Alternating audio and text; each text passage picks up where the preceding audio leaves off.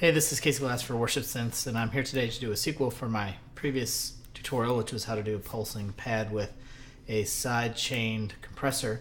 And I heard a song today on the radio, and actually I don't remember which one it was, that was a pulsing pad, but it was clearly probably a side-chained gate instead of compression. And so I thought, in order to kind of fully flesh everything out, I should show you how to do that. And so here we are in MainStage, and I have opened up just a pad here. I'm sorry if you hear background noise, that's my kids. I have a lot of kids and they're very loud. So anyway, they're not dying or anything.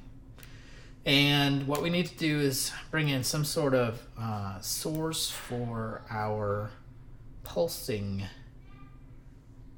part of our input. So we're going to bring in Ultra Beat.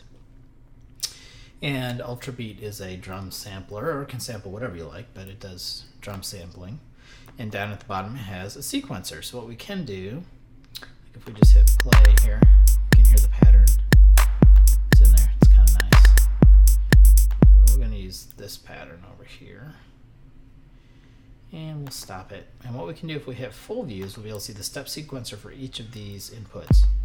And we decided before we liked the gate. So we're just going to put that on the 1 beat. And we'll make the length of this 16 so that it will cycle through that. And you'll see if we hit play, it'll go thump, thump, thump, thump. Very nice. All right, great. So then we don't actually want to hear that, so we're going to send that to a bus. Bus 20 I picked randomly. Over here, it created bus 20 and sent that back to the output, so we want to turn that off. Alright, so Ultra Beat goes to bus 20. Bus 20 goes nowhere. So if we hit play, you can see it going, but we don't hear it. So next thing we want to do is add a gate over here. So that's under Dynamics, Noise Gate. And right now we have it set so that the threshold is pretty low. If we set the threshold really high, the gate will never open. So you can see that although I'm playing, you can see I'm pushing on the keys, that the threshold is never opening. I promise you, those kids are mostly well. Probably.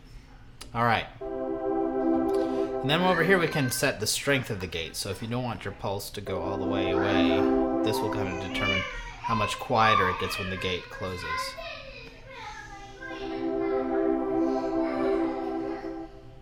So you can hear there, like if we do just a couple decibels,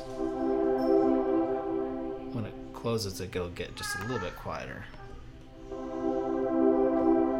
Alright, so this is how quiet it's going to get when the gate is closed. This is when the gate is going to open.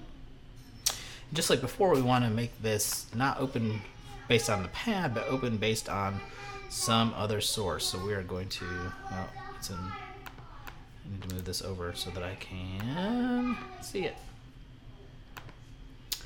There we go. So we're going to make bus 20 our source. Now you can see it's going. And it's lasting long enough that it's not actually closing. So what we need to do is make sure that gate is going to close. So now it's not open at all. And so it's playing at 9 dB down. So we can, there we go. So now we're getting kind of the pulsing that we want. And we can make it take a little longer to open. We can make it stay open a little bit longer. Take a little longer to close.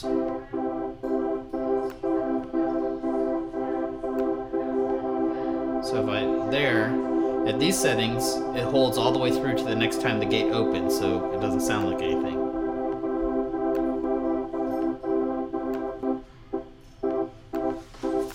You can set the release longer.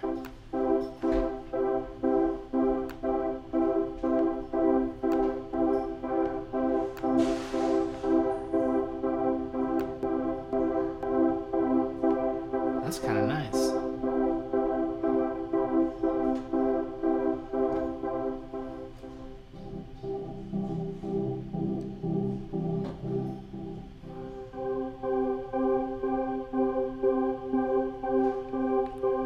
there we go. We have another pulsing pad that'll open and close based on a sequenced input, so it's going to be nice. It'll land right on the beats.